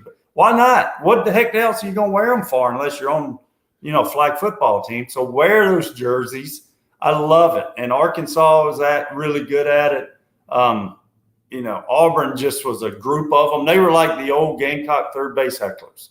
It was just a group of old men that really sat over there, but they had some funny lines. And they would always get you at the end of the series and talk to you. They were really, heck, I'm still actually follow a few of them on Twitter, that I'd gotten to know with them. But I tell you my best player heckle story, and he's Brett Anderson, played for us at College of Charleston. Brett still lives in Charleston. He's got a great career. He laughs because I love telling this story. Well, we go to play Georgia. College of Charleston, we're going to play a Tuesday night and a Wednesday afternoon game. And Brett was really good. Brett Gardner was on the team. We had a really good team. We go in, and in right field at Georgia, they used to all sit on that hill before they kind of ran all the frat out of there to some way. And they're just yelling the most personal things, like a girlfriend's name, his pet's name, his best. Things that I'm going, there must be your best friend goes to Georgia and sold you out. So he came in the dugout, and after about 3 innings, he is clearly rattled. He was our middle of lineup hitter. Coach Pulowski ended up taking him out of the game. He had gotten so rattled by their fans. And when we get back to the hotel that night, I go around to do room check. And I go in his room, and he actually roomed with Brett Gardner. They were roommates at home and on the road and everything. And Brett Gardner is laughing like a child. And I said, what's so funny? He goes, we just found out how they know all that stuff that they just did. And they called him BA. He said, now we know. I said, what happened? Well, a heckler had called his mom and told him that Brett had won an award, and they just made up this elaborate, and she did over an hour interview with the heckler on the phone. She had no idea it had anything to do with Georgia, anything. His mom called that night, because this was back before games were on TV, and called and said, hey, they're going to get you while you're there. You've won a prestigious baseball award. So the poor kid now is just laughing like, Mom, you told them my nickname as a child. You told them our pet's name. You told them my high school girlfriend's name. Why would you have ever thought they needed to know all that? And she's like, he was so nice. The young man doing the thing to present this to you was so nice. So it was, to me, that was, and that supposedly they did that a lot in the right field group in Georgia. It was unbelievable how they did it. That is brilliant. Yeah. I've heard some good heckling stories. I've never heard that level, because you're right. When you have the background when you do it the right way, there is some magic there, man. That is like Jan says he loves heckling teams from the third base dugout from his seat above the Founders. He misses yelling at you to get back in the coach's box. I was going to say, Jan heckled me. So, yeah, it was fun. And Jan, but guys like Jan are what the SEC are. When you get to be in that league, and I was fortunate to be in it for over a dozen years, you actually have people you enjoy going to see. Like I said, the guy at Auburn, I knew he was going to wear me out from first pitch to last pitch. But I'd go over before the game, fist bump the guy. Or at the end of the series, say, hey, he was, hey, we're going to travel over when we play there next year. We're coming to the football game next year. And I mean, the lady at Arkansas, honestly, it became fun. We had played there that year twice, and it was fun. And Jan and our guys, I mean, like I said, there was nothing more fun to me than run over to third base when I was here and had them guys yelling and get to point at them and listen to them through the game. There were many times me and a third baseman would be laughing because of some of their comments, and sometimes they were comments toward us. I've had a third baseman go, man, they're tough on you guys. I was like, just wait. It's still early. If we don't get this thing going, wait till Sunday if we don't get it going. So, I mean, but I've always felt if you do it the right way and you're not just trying to be nasty or cruel, that's part of baseball. I mean, it really is of getting to come in the stadium and have fun. And, again, not, going over the line. Our fans at South Carolina never went over the line, in my opinion. And I don't remember, besides Southern Miss, anyone ever really getting that nasty over the line. And that's why that's another part of the game you miss when you're not getting to do it. Well, it's a sign that they care about what's going on, right? And that's what you connect to, isn't it? It matters to them. It mattered enough for them to get after me and the whole thing. But ultimately, it matters as much to all of us, and that's what you share, right? That shared, not just respect, but how much it matters to you. Yeah. I got one more good heckling story if we have time. Absolutely. We're at Ole Miss. Oklahoma had to beat Southern Miss to play us that night, to beat us twice in a regional. Their game goes on for honestly, 4.5, 5-hour game. It started at noon. Our fans got there at Ole Miss and started in right field partaking of drinks to watch Southern Miss just so they could boo them. And then Oklahoma wins, and we turn around and play a 7 o'clock game that night. And were worn out. But as the game starts, the fans, that right field area was just becoming famous at Ole Miss. But they were really good too. You keep seeing this big poster they've made on sticks. And I'm saying 15-foot tall, big sticks. And they would hold this poster up and yell at Sonny Galloway, who coached Oklahoma. Well, at the time, I didn't realize what it was. He gets irate, goes to the plate guy, and they would hold it up. And as soon as you could see everybody looking, they'd pull it back down, they'd hide it. And the umpire comes over to Coach Bianco and goes, hey, they're not going to be able to keep doing that in right field. It's distracting Sonny. He goes, well, it's not even on. I don't know what it is. What do you want me to do? He goes, I don't know. Let's hope they don't do it again. Well, Tim, I don't know if you know Sonny Galloway, where I'm going with this story. I think so. Yeah. His daughter had been in a magazine in the middle of it, and they had taken that thing and then enlarged it to poster size and would keep holding it up and yelling his name to the point security finally went out and said, hey, look, you can't keep doing it. It's driving this. He was about to lose his mind. And we're in the dugout. None of us know until finally one of our players go, hey, Coach, that's his daughter's picture. And I'm like, oh, geez. And he was so irate. The umpire at third kept telling me, this guy's going to get thrown out of the game, and it has nothing to do with any of it. He was so mad at the umpire for letting it go on a little bit longer that we beat them that game 20-5.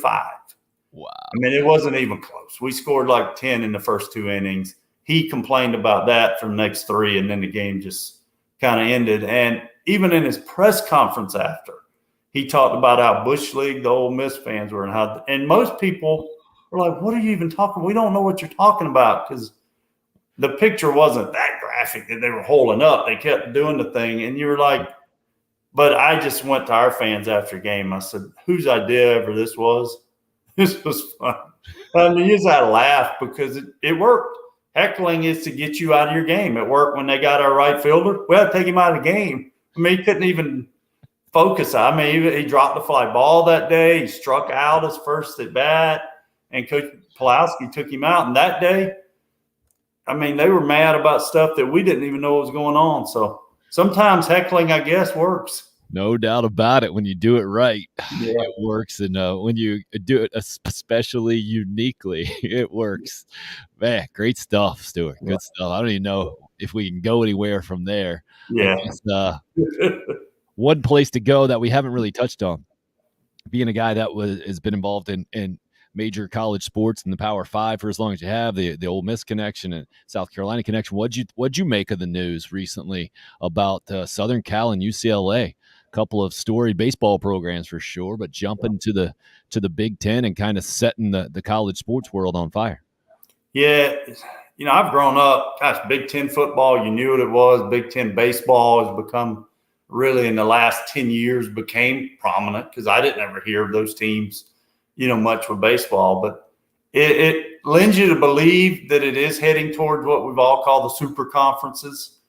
Because when you start saying USC and UCLA are going to be in the Big Ten, well, obviously, I was just reading this morning, I guess the ACC and the Pac-12 are kind of looking at somehow to get something together. And I think it's just leading, unfortunately, it's leading to basically what we see in NFL or Major League Baseball, where you may just have the Eastern Division, Western, and I don't know what they'll call it. Will it still be called ACC or SEC? I mean, even the SEC, how much further west can you get and still say Southeastern Conference? Because, you got to think Arizona State, I can't see them hanging around in that Pac-12 unless something's really going to happen. I can see somebody trying to draw those two schools, and I don't know. I mean, we sit here and I never thought I'd see conferences break up or I just didn't think it would.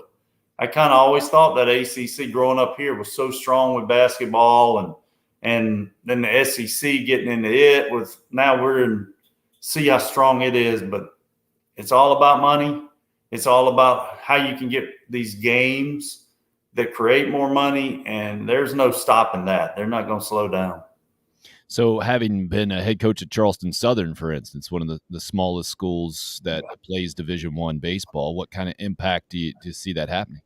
Well, my fear there, and I never would say it to our players, because I talked about we had as much chance to go to Omaha as Ole Miss, because you get if you could make a regional, Coastal proved it. Coastal was in our conference when they won a national championship. So that just kind of made me look smart to my players. I told you, if you can get in a regional, my Coastal was really, really good.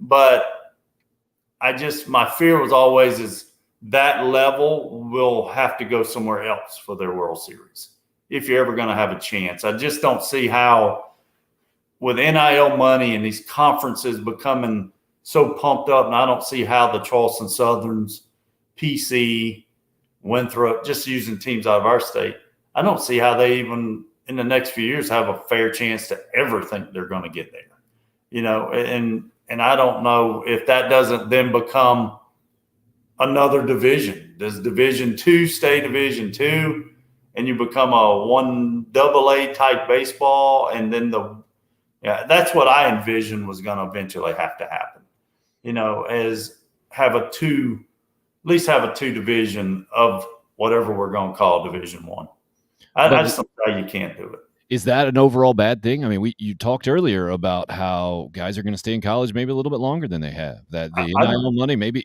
it can be a good thing. It could be, because what we're obviously going to see go away in the next couple of years is a small football game. Like the Charleston Southern playing Georgia.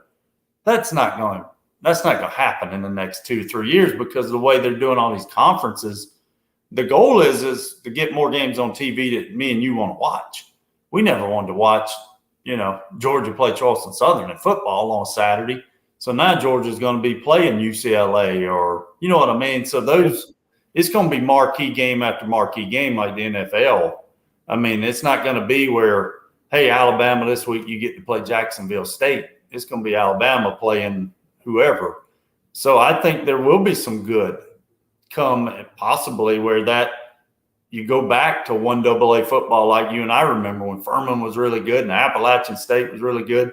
I think you're going to have to see some of those schools that have made that jump like an Appalachian State maybe come back down and be the dominant team again, the Georgia Southerns like they used to be in 1AA. Now they're in the Sun Belt and you really don't hear much about them. Georgia Southern baseball had a great year this year, but you don't hear the stories of them and see them in playoff games like we used to. Mm-hmm. So I definitely think there's going to be a massive overhaul in the next I think 3 to 5 years.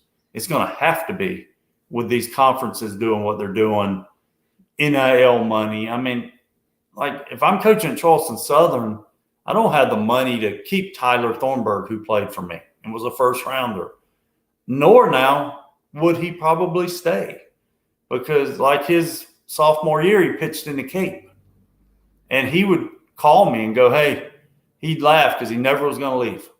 I mean, I trusted him. He proved it. He'd say, Coach, I just got offered by a teammate at Alabama. I could come pitch there. And I would always be honest with him, Tyler, I've coached in that league. Dude, this is what you want. And he'd say, no, I'm staying right there. And he did. And he went on to come back that junior year, beat Florida at Florida, helped me win a lot of big games, get drafted in the first round. He's still pitching in the big leagues. But those guys wouldn't do that now. I mean, they would be transferring. I hear what you're saying, but then, Jackson State, Deion Sanders coaches there, and he stole a guy from Florida State. Yeah. And I find it hard to believe that he would have been able to do that without being able to get him a lot extra than what he would have been able to do anywhere close to legally in years before. So I understand the logic, how you got there, but it also that outlier pops out in my head. Spencer Rattler to South Carolina. I don't think that happens otherwise. I think there might be some other different waves that happen, some other instances, some examples out there that are going to stick out. And in my head anyway, I'm thinking maybe it won't be as lopsided or as unfair as we automatically think it'll be. Hey, if I were at Charleston Southern again, I'd have fun. I'd compete my butt off to get hotels and people that want to help me win. But let me ask you this one, Tim. This is where I get confused. Per the NCAA rule, if I'm recruiting Tim Hill, I can't tell him about his NIL money. No, you can. You just can't make promises. But you and I will do but Spencer Rattler ends up at South Carolina and miraculously or not, maybe gets, NIL money. The Texas A&M thing that just happened. Everybody's like, a couple of the players on Hayden's team said, Coach, did you see the assistant point? I said, yeah. What idiot did he allow to have a phone? Of course those conversations are going on. I mean, we know that. That's what's funny about the NCAA. Do we really think those conversations aren't going on? I mean, the extreme example right now is in football, where there are some aggressive outlets out there that put numbers on these things. And then, of course, everybody, says, no way that was involved. Like $11 million. Did you see that? Is what allegedly Florida offered a quarterback who ended up signing to Miami or committing to Miami, and he's only going to get 9.5 there or something like that. So isn't that nuts? I mean, is that one season? I haven't even seen that story. Or is that for a career? $9.5 million? Well, nobody knows, right? Isn't that crazy? Yeah, but even in college baseball, Tim, there are going to be guys easily making $150,000 this year in baseball. Easily, players. They're the guy at LSU, all the rumors. But even the low-end guys may be making $10,000. There are going to be guys making $50,000. And then it comes back, as you know where I'm going with this. Then you're going to ask Scott Wingo to be a volunteer coach? Think about that. Right. He can't even get insurance, that position from the school, but he's going to be coaching guys that are making upwards of $100,000. Hey, maybe those guys will let Wingo be a counselor at their camps, right? Maybe they can pay him. Yeah, that might be my way right there. I may come back as a counselor. That could be the volunteer counselor. That could be that could be my side gig. You can let me, if you coach third at camp, let me coach first, and we'll make it happen. That'd be fun. Greg weighed in, and this did dawn on me as you were talking about what's going to happen in the college shuffle. The Appalachian State-Michigan game back in 2007, still one of my favorite upsets, and no doubt about it, man. And there have been instances in the state of South Carolina, unfortunately for the Gamecocks, where that's happened as well. But, I mean, you go by the percentages, right? It is so infrequent in football, especially. That's the great thing about baseball and basketball. It gets a lot more equal, and you have it a lot more frequently. But in football, those games are so uncompetitive so often, and they're so easy to ignore that I don't think it's easy to romanticize that win, right? It's easy to just go back, and if you're a Citadel fan, to say, yeah, remember when, and the shame and the whole thing. But I think by and large, we're going to be able to get past that real quick in college football, knowing that these bigger games are going to come along more frequently, and we're not going to have these weeks in college football that we just have grown up being accustomed to. Like, it's a bit of a dud this week. Not really any good games. That's not going to be the case, man. If they go this way, I think that's where we're at. And I am okay with that. I'm selfishly looking forward to that in a lot of ways. Yeah, it's like, I mean, I am too as a fan. I mean, you just think that, and now you're going to see teams all over the country playing each other. It's not going to be just that, play bowl game where you see a Southern Cal or a Nebraska. It's going to be, I'm telling you, in my vision, it's going to be like the NFL. Let's pick our best, whatever number that comes to teams. I could see all kind of cross scheduling and different things. I could see, maybe you play 7 SEC games and the other 5 are two against an ACC, 1 against a Big 12, whatever's left. I mean, I think it's going to be, but to a fan, heck yeah, it's going to be fun. I mean, you're going to turn TV on and watch probably on Saturday 3 or 4 bowl-type games every weekend. And that's why these TV, and that's where the money's coming from. So I definitely think we'll see that. I am a little concerned for my 9-year-old and 7-year-old. The appeal of actually going to a game for them, because there's so many good games on TV. Like, logically, this is where my kids are at. Like, no, why would I want to go to that game when I'm going to miss these other games? Yes. And I was talking to a couple at church that has kids a little bit older than mine. They're like, yeah, he doesn't like going to games. It's just not for him because he feels like he's missing out on it. Like, that's a real thing, man. And that just blows my mind.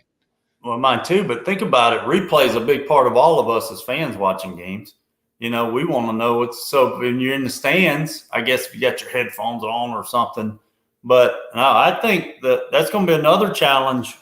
Today's our challenge day, I think, because athletic departments, I don't know how you're going to get people to come to your games.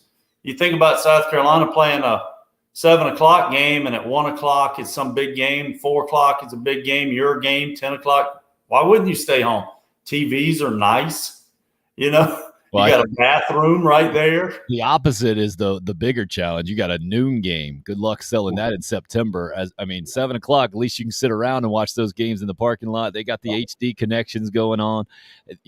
What they've done at Williams-Brice is the kind of the blueprint. It's what's going on. You got to get more air conditioning in there. You got to get more TVs. You got to have alcohol. And they're doing what they got to do to compete. But it's going to be a heck of a competition, I think, maybe more with the experience at home and amongst fans than it is team by team and conference by conference in a lot of ways. I do too. I don't think we'll ever see stadiums get bigger.